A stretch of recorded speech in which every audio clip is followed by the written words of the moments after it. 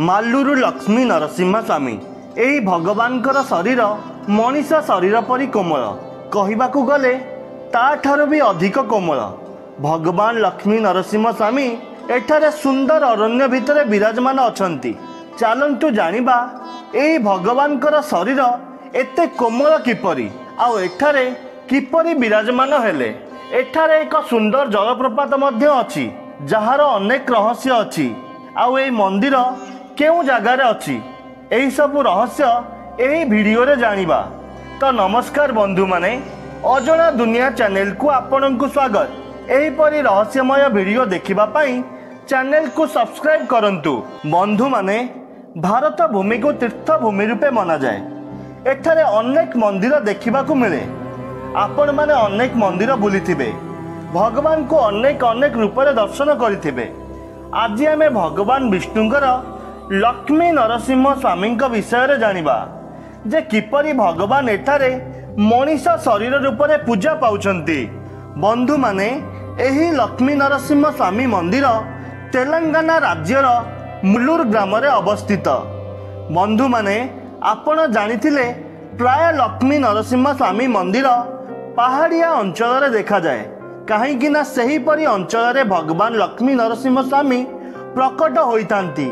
एही मल्लुर ग्राम रे थिबा लक्ष्मी नरसिंह स्वामी मध्य पहाड़ एवं अरण्य भितर थिबा शांति जगार स्वयं प्रकट होइचंती।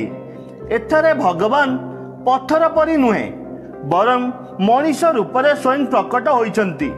मनीषर शरीर जेपरी कोमल, भगवानकर शरीर सेहीपरि बा ताठारो अधिक कोमल। भगवान का शरीर रे बहुत सारा चुट्टी बा लोम देखा जाए जेपरी मनीष शरीर रे देखा जाइथाए।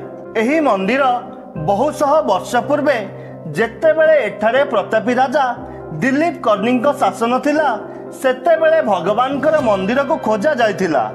राजा को गोटे थर भगवान स्वप्न रे देखा जाई कहिले, मु एही घंच जंगल मध्य रे स्वयं प्रकट होईची, मते खोजा जाई मोर पूजा अर्चना करा जाओ एहा कही आदेश देइथिले।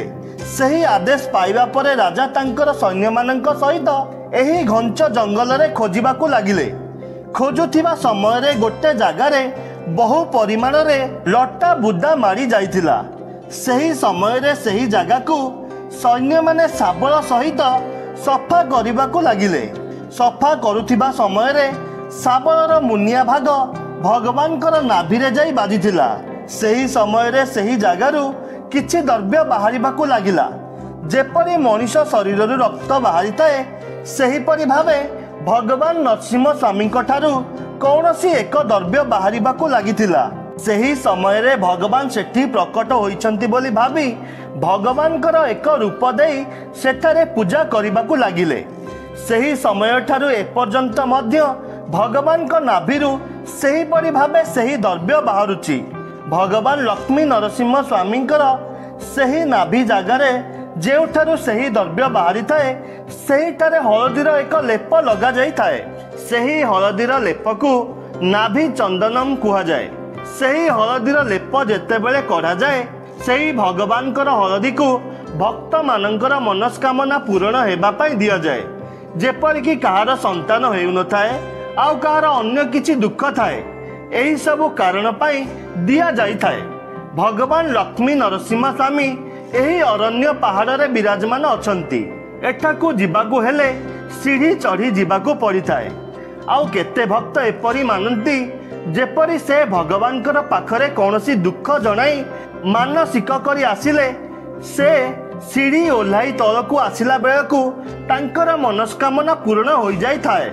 एठारे भगवान एते कोमल जे तांको शरीर हातरे दबाइले तांको शरीर भितरकू दबिबार मध्य देखा जाए।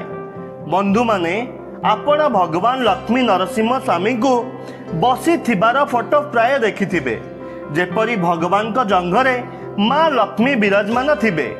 किंतु एठारे भगवान लक्ष्मी नरसिंह स्वामी 10 फुट उच्चतारे ठिया होइथिबार देखिबाकू मिले।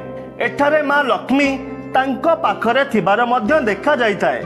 सेथिपाई कुहा जाए जिए जहा मानसिक करिथाए ताहा पूर्ण होइथाए। एठारे एक जलप्रपात मध्य अछि जहार ना हेउची ଚିନ୍ତାମଣି ଜଳପ୍ରପାତ। ଏହି ଜଳପ୍ରପାତ ପାହାଡ଼ ଶିଖରରୁ ଆସିଥାଏ। ଏହି ଜଳରେ ବହୁତ ଔଷଧୀୟ ଗୁଣ ଅଛି ବୋଲି ମନାଯାଏ। କୁହାଯାଏ ଏହି ଜଳରେ ଗାଧୋଇବା ଦ୍ୱାରା ଆରୋଗ୍ୟତା ଲାଭ ହୋଇଥାଏ। ଏଠାରେ ଭଗବାନ ଲକ୍ଷ୍ମୀ ନରସିଂହ ସ୍ୱାମୀ ପ୍ରକଟ ହୋଇ 4700 ବର୍ଷରୁ ଅଧିକ ହୋଇଗଲାଣି।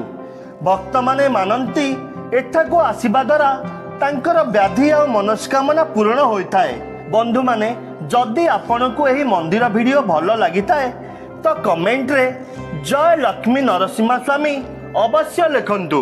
ଭିଡ଼ିଓ ଭଲ ଲାଗିଥିଲେ ଭିଡ଼ିଓକୁ ଲାଇକ୍, ଚ୍ୟାନେଲକୁ ସବସ୍କ୍ରାଇବ୍ କରନ୍ତୁ।